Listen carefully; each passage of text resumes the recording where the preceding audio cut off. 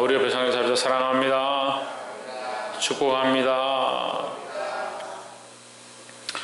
오늘 하나님 말씀 에스겔서 28장 말씀을 통해서 두로와 시돈을 향한 하나님의 말씀이, 그 경고의 말씀이 또한 우리의 삶의 경고가 되어지고 이스라엘을 향한 또한 축복이, 우리를 향한 축복의 말씀으로 가까이 있기를 주의 이름으로 축복합니다.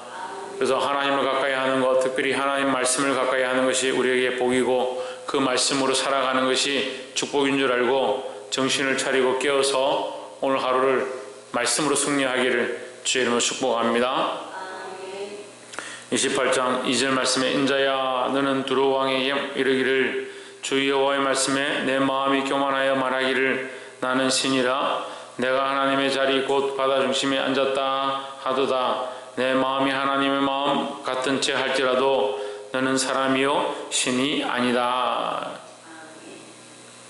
이 두로가 평안하고 장사가 잘 되고 모든 사람들이 그들에게 가까이 와서 묻고 질문하고 하니까 자기들 스스로 어떻게 생각하느냐. 2절에 보면 내가 다니엘보다 지혜로워서 은밀한 것을 깨닫지 못할 것이 없다 하고 4절에 내 지혜와 총명으로 재물을 얻었으며 금, 은을 곳간에 저축하였으며 5절에 내 큰 지혜와 장사함으로 재물을 더하고 재물로 인하여 내 마음이 교만하였도다. 장사도 잘 되고 먹고 살기 괜찮고 지혜롭고 많은 사람들이 자기를 따르니까 어떻게 생각하느냐. 6절에 그러므로 나 주 여호와가 말하노라 내 마음이 하나님의 마음 같은 채 하였으니 했습니다.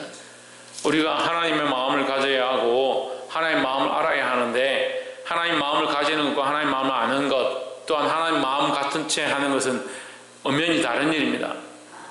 어떻게 생각하느냐. 인간들이 자꾸 교만해져서 그 마음을, 자기 마음을 하나님의 마음의 자리에 갖다 놓는 겁니다.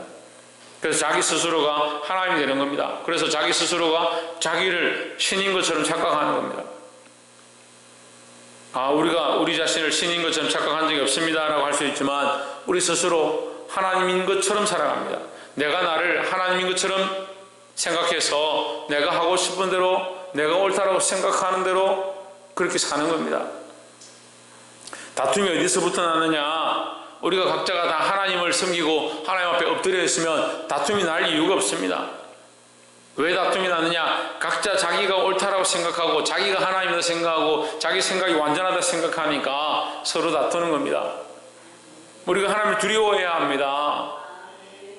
우리에게 부귀와 영광이 있다 하더라도 우리에게 지혜가 있다 하더라도 우리에게 잘난 것들이 있다 하더라도 그것이 하나님 주신 것인 줄 알고 철저하게 어떤 훈련을 해야 되냐. 겸손하는 훈련을 해야 합니다. 그러면 이런 얘기를 할 겁니다. 우리가 왜 자꾸 겸손한 훈련을 해야 합니까? 왜 자꾸 겸손해야 합니까? 본래 교만합니다.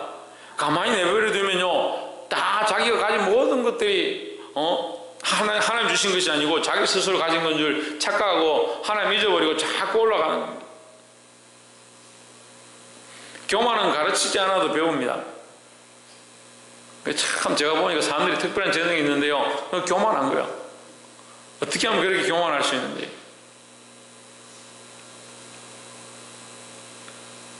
우리는 스스로를 어떻게 해야 되냐. 날마다 자기를 쳐서 복종케 하는, 겸손케 하는 훈련을 해야 합니다. 그래서 겸손한 그 겸손 중에서도 왕이 누구냐? 예수 그리스도입니다. 우리는 예수님을 닮기를 원한다, 예수님을 따라가기 원한다 라고 하면서 겸손의 왕이 아니고 교만의 왕을 자꾸 배우는 겁니다. 교만의 왕은 누굽니까? 사단 마귀입니다. 우리의 아비가 사단이 아니고 우리가 옛적에 사단의 자녀처럼 살고 그 어둠의 자식처럼 살았지만 이제 우리가 겸손의 왕 예수 그리스도를 본받아서 겸손해져야 되는 거예요. 그리고 다시 얘기하지만 겸손은 훈련해야 되는 거예요. 교만은 훈련할 필요가 없어요. 교만은 가만히 놔둬도 교만하니까 교만은 훈련할 필요가 없고 이 교만을 쳐서 겸손을 하기를 훈련해야 된다는 거예요. 누가 우리 하나님이냐? 내 생각이 하나님이 아니고 살아계신 하나님 앞에 두려워하고 내 연약한 생각들을 주의 말씀에 맞추어야 된다는 겁니다. 오늘 이 말씀을 듣는 것이 우리에게 유익이고, 또한 이 말씀을 들어서 우리가 겸손할 수 있다면, 박창조 뭐 할 수 있다면, 겸손할 수 있다면 그것이 우리에게 축복이다라는 거예요. 겸손하시기를 주 이름으로 축복합니다. 두 번째로 12절 말씀에 인자야 두로 왕을 위하여 애가를 지어 그에게 이르기를 주 여호와의 말씀에 너는 완전한 인이었고 지혜가 충족하여 온전히 아름다웠도다 했습니다.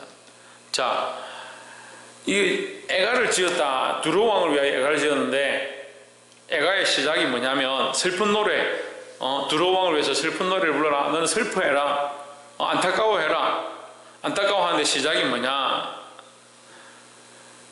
너는 완전한 인이었고 지혜가 충족하며 온전히 아름다웠도다. 그게 슬프다는 거죠. 그 온전치 않았다. 지혜가 없었다. 네가 부유하지 않았다. 네가 잘나지 않았다. 그래서 슬프다가 아니라 네가 잘났다. 네가 온전했다. 네가 완전했다. 그래서 슬프다는 거죠. 우리가 부족해서 슬픈 게 아니고요. 우리가 온전하고 우리가 강건하고 우리가 지혜롭고 우리가 잘났기 때문에 슬프다. 왜? 잘났는데 하나님 모르니까 슬픈 거예요. 그렇게 지혜로워도 어떻게 하나님을 모르는 겁니까? 참 인생들이 얘기를 해보면요, 그렇게 똑똑해요. 그렇게 똑똑해요. 지나가던 사람들도 만나서 얘기를 해보면요, 자기가 평생 살면서 60평생 70평생 살았는데 자기가 모르는 게 없어요. 자기가 이런 것 때문에 자기가 이렇게 했다는 거죠. 자기가 이렇게 하니까 참 이렇게 되더라. 그래서 내가 실수한 게 하나 있는데 뭐 이렇게 했지만 그래도 지금까지 이렇게 했다. 그게 다 자기 잘나면서 삽니다. 다 자기 지혜로 뛰어나게 삽니다. 근데 슬픈 게 뭐냐? 하나님 알지 못해 그렇게 지혜가 많은데 왜 하나님 모르냐는 거예요. 그렇게 똑똑한데 왜 하나님 말씀을 모르고요? 그렇게 똑똑한데 왜 하나님 뜻을 모르냐고요? 그러니까 인간이 스스로 자기를 지혜롭다 할 게 없어요. 하나님 우리를 이렇게 지혜롭게, 이렇게 아름답게, 우리를 이렇게 훌륭하게, 우리에게 이렇게 총명을 더하셔서 우리를 이렇게 창조하셨는데 인간이 자꾸 뭘 잊어버리냐? 그 지혜와 그 잘남과 그 명성과 그 건강은 가지고 있는데 뭘 잊어버리냐? 하나님 잊어버리는 거예요. 그러니까 지혜롭다 하는 그 지혜에 빠져서 뭘 잊어버립니까? 하나님 잊어버리니까 오히려 더 어리석은 겁니다. 차라리 동물 같은 게 나왔습니다. 왜? 그들은 창조자를 아는 거예요. 창조자를 아는 거예요. 새들이 노래하는 거, 그 새들이 더 낫습니다. 왜? 하나님 아니까 하나님 창조를 노래하고 찬양하는 겁니다.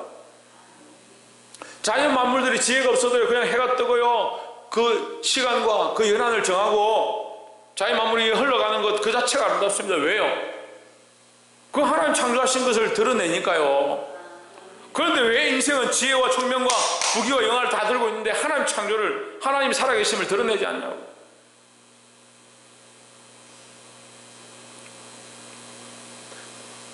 (13절에) 내가 옛적에 하나님의 동산 에덴에 있어서 각종 보습과 곧 홍마노와 황보습과 금강습과 항옥과 홍마노와 청옥과 송보습과 남보습과 홍옥과 황금으로 단장하였으며 내가 지음을 받은 날에 너를 위하여 소고와 비파가 예비되었도다. 14절 너는 기름 부음을 받은 덮은 그룹이며 내가 너를 세움에 내가 하나님 성산에 있어서 화강석 사이에 왕래하였었도다. 참 이렇게 아름답게 두로를 향해서 하나님께서 믿지 않는 나라도 그냥 창조하신 것이 아니라 다 온전하게 다 창조됐다.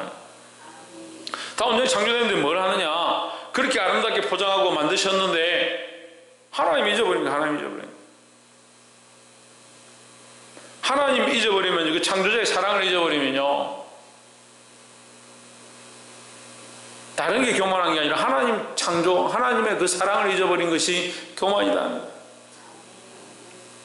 여러분, 우리가 아무리 황금과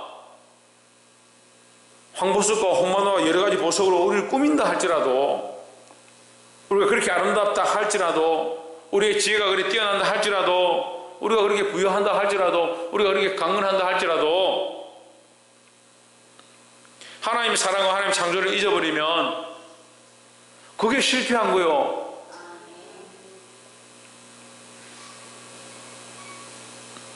15절 내가 지음을 받던 날로부터 내 모든 길에 완전하더니 했습니다. 하나님의 이 본문의 말씀을 한마디로 하면 하나님의 창조는, 하나님의 지으심은 완전하다. 하나님의 창조가 아름다워서 완전해서 우리가 아름다웠고 완전한 거지, 우리 스스로가 완전하고 아름다운 게 아니에요. 하나님의 창조가 아름답다. 마침내 불의가 드러났도다. 무슨 불이냐? 교만한 불이다. 왜 교만하냐? 하나님 모르니까 교만하다. 하나님 모르니까 지혜가 없다는 거죠. 하나님 알게 되기를 주의 이름으로 축복합니다. 마지막 세 번째로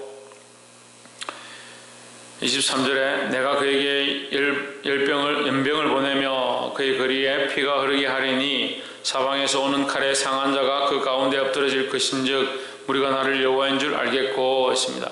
이건 시돈에 대해서 얘기합니다. 시돈과 두루는 같은 모양입니다.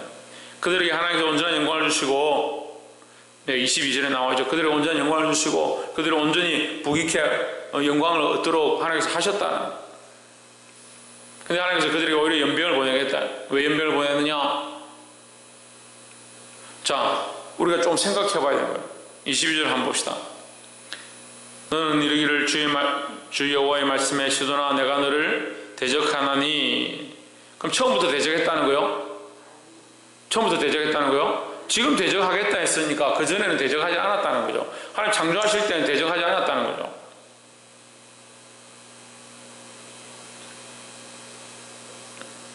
내 가운데서 내 영광이 나타나리라 하셨다 하라. 그 가운데서 국문을 행하여 내 거룩함을 나타낼 때에 무리가 나를 여호와인 줄 알지라 하십니다. 자, 그러면 결국 하나님의 영광이 드러나는데요. 하나님의 영광이 드러나는데 두로와 시돈이 하나님께서 영광을 덮으신 그 영광을 잘 드러내면 하나님의 영광이 드러나죠. 근데 두로와 시돈이 하나님의 영광으로 창조되어진 하나님의 영광을 덮으신 그것을 드러내지 않고 교만하면 어떻게 됩니까? 하나님의 영광을 가리는 거죠. 하나님의 영광을 가리는데 그 하나님의 영광을 드러내기 위해서 어떻게 합니까? 두로와 시돈을 엎으시는 겁니다. 여러분 보세요. 결국은 하나님의 영광을 드러내야 하는데 두로와 시돈을 창조하신 목적이 하나님의 영광을 드러내기 위해서 그들을 온전히 하나님의 영광을 덮으셨다.